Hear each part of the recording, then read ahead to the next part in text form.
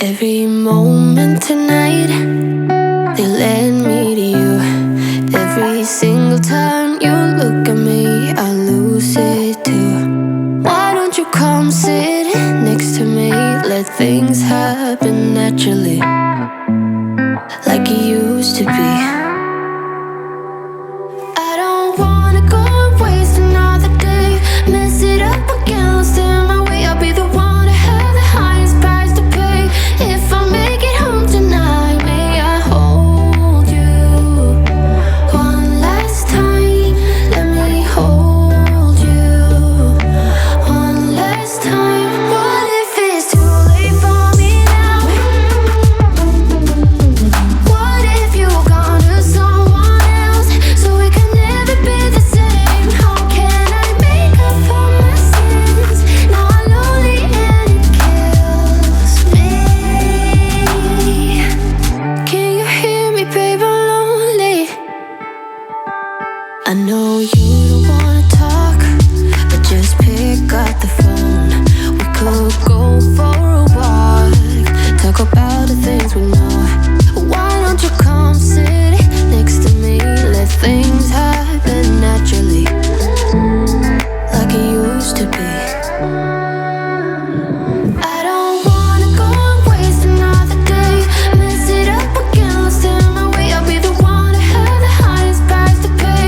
If I make it home tonight, may I hold you one last time? Let me hold you one last time. What if it's too late for me now? What if you're gone to someone else, so we can never be the same? How can I make up for my sins? Now I'm lonely and it kills me. May I hold you one last time? Let me hold you one last time. What if it's too late for me now? What if you're gone to someone else, so we can never be the same? How can I make up for my sins? Now I'm lonely and it kills me. Can you hear me, babe? I'm lonely.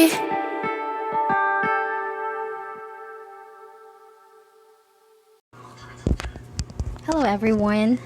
When I was learning CS50X and I'm currently at lecture 4 and I was doing the filter more comfortable, I encountered photo filter. It actually sounds interesting. Who among you loves photo filter? I'm sure everyone is familiar with it, right? We normally see photo filters on Facebook or Instagram posts, but what is photo filter?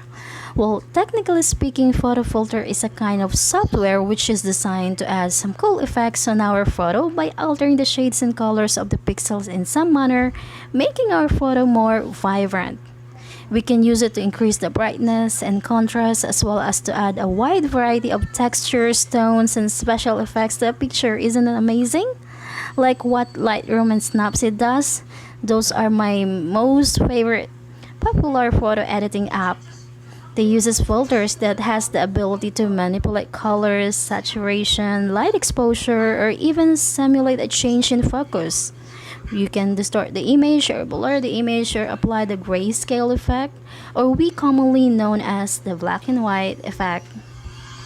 Like simply if you hold your smartphone and if you take a selfie using your front cam, usually it mirrors your image, right?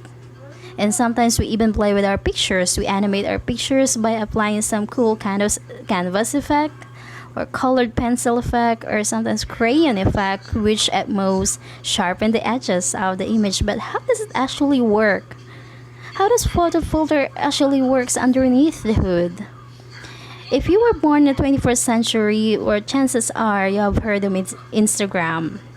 And if you do, you might be using Instagram and you might have used or applied filter at least once or twice in your life or on one of your posts. And you might have heard of this classic sepia that takes your photos to a whole new level, to an old school makeover.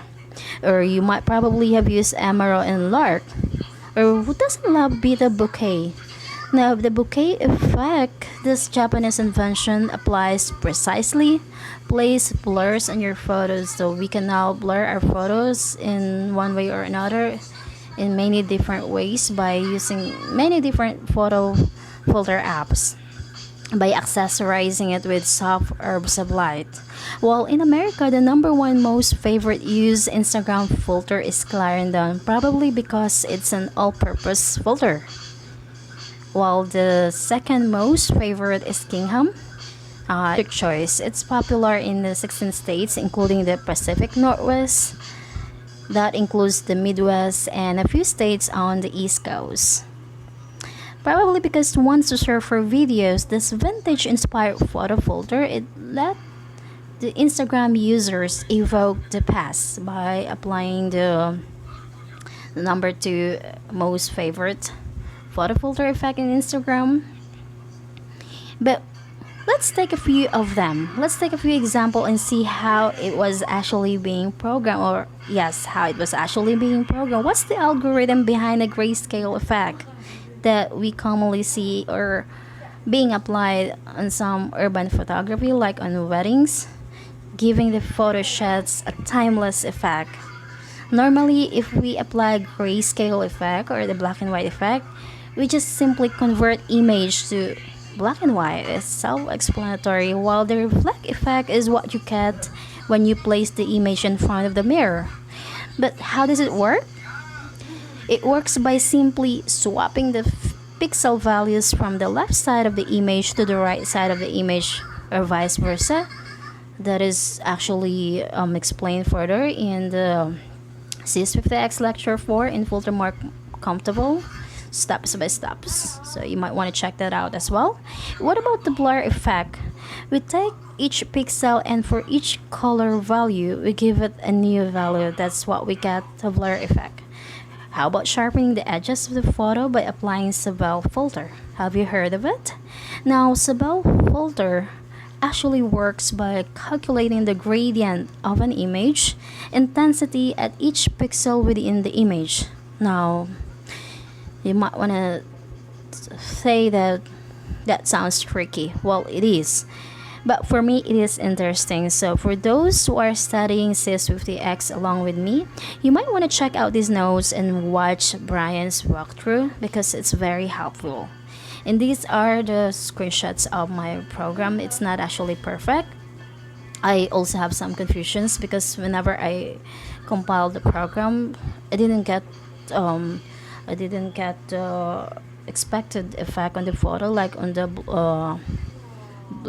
Got the grayscale, but I didn't see the output for the mirror effect, and as well as the, well, that's it.